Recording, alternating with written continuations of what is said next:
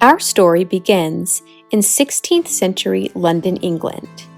The year is 1584, and Elizabeth I is Queen of England. Queen Elizabeth is eager to get her hands on the new world to the west. Spain has already had much success in the Americas, and England wants her share of the golden riches Spanish rivals have found there. A man by the name of Sir Walter Raleigh, an English statesman, soldier, writer, and explorer, also happens to be a favorite courtier of the Queen. In March of 1584, Raleigh receives a patent to claim land discovered in the name of the Crown of England. In April, he sends an expedition headed by Philip Amatus and Arthur Barlow, and piloted by Simon Fernando to explore the New World. They reach the coast of what is now North Carolina in July and claim the land for England. When Amatus and Barlow return to England, they bring with them two indigenous men named Manteo and Wanchese. Queen Elizabeth is delighted by what the expedition has found and names the land Virginia. Raleigh is knighted in January of 1585 and begins preparations to send a much larger group to colonize the new land. What the English completely overlook is that this land they call Virginia has already been claimed by another group of people. Algonquian-speaking indigenous groups like the Roanoke, Croatan, and Choanoke have been thriving here for centuries. They are sophisticated, organized, and completely underestimated by the English, who view them as simple, godless savages. Despite this, a group of 107 men, led by Ralph Lane and Sir Richard Grenville, set sail from England and arrive on Roanoke Island in June of 1585. The men establish a fort on the north end of Roanoke Island, which they call Fort Raleigh. Ralph Lane is undeniably a terrible leader, and his actions lead to poor relations with the neighboring indigenous tribes. Soon after arriving, Lane accuses nearby Native Americans of stealing a silver cup. To get revenge, he authorizes the looting and burning of their village. The natives retaliate by attacking Fort Raleigh. This feud leads to the death of the Werowans, or chief Pemmisapan. An Irishman serving me, one Nugent, and the deputy provost undertook him, and following him in the woods overtook him, and I, in some doubt, lest we had lost both the king and my man by our own negligence, to have been intercepted by the savages, we met him returning out of the woods, with Pemmisapan's head in his hand. No longer able to trade with neighboring tribes, food supplies quickly run low. Grenville returns to England for supplies. In 1586, fellow explorer Sir Francis Drake sails by and offers Lane and his men a return trip to England. They jump at the chance, abandoning the settlement. Less than a week later, a supply ship arrives on Roanoke Island and leaves 15 men behind to hold the fort. Settlers from the failed 1585 colony bring tobacco, corn, and potatoes back to England with them. Artist and cartographer John White brings back watercolor sketches and maps of the area. These works tell us most of what we know about Native Americans living in eastern North Carolina at the time. The year is now 1587, and Sir Walter Raleigh has not given up. He convinces the reluctant queen to allow him another chance at colonizing Roanoke. This time, he realizes the only way to establish a permanent colony is to send women and children too.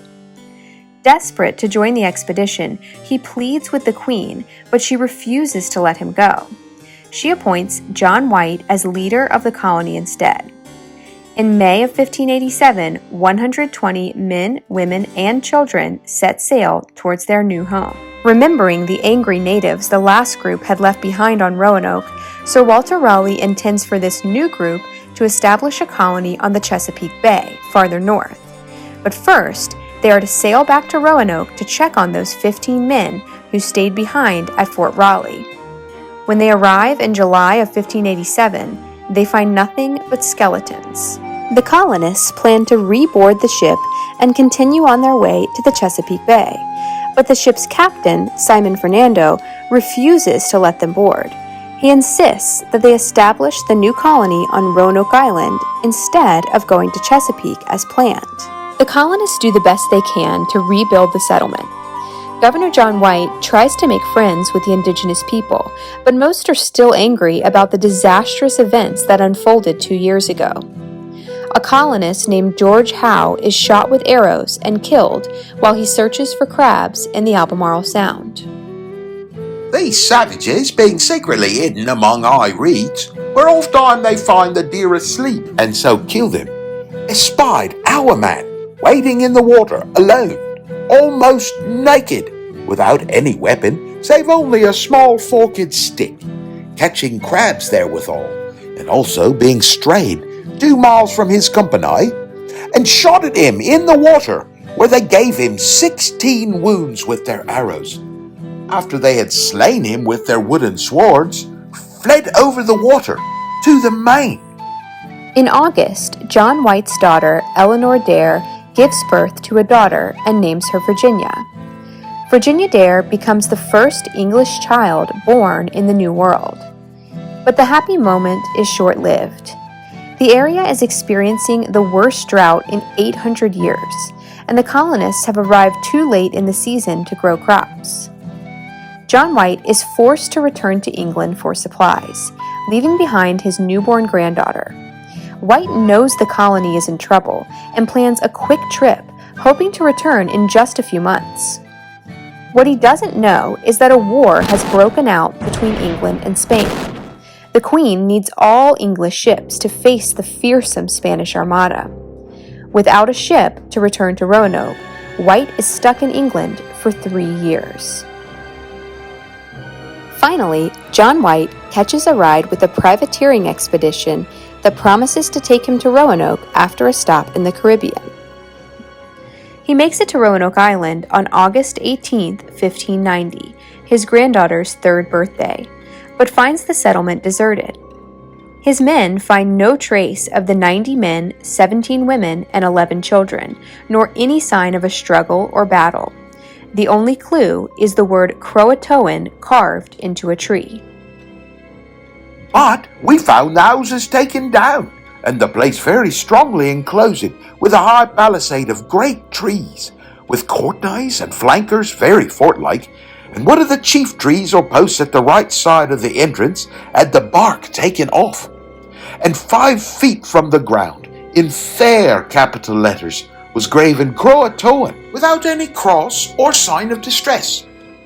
I greatly joyed that I had safely found a certain token of their safe being at Croatoan, which is the place where Manteo was born, and the savages of the island our friends. Unfortunately, John White is not able to search for his family and the other colonists on Croatoan Island to the south. A massive storm forms just offshore, which prevents them from reaching the island. The winds blow the ship back to sea until they have no choice but to turn around and return to England.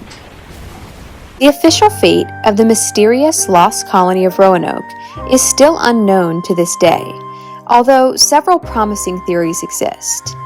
One thing is certain. Had the English viewed their indigenous neighbors as intelligent and capable people, worthy of respect, instead of uncivilized savages, this tragic tale may have had a much different ending.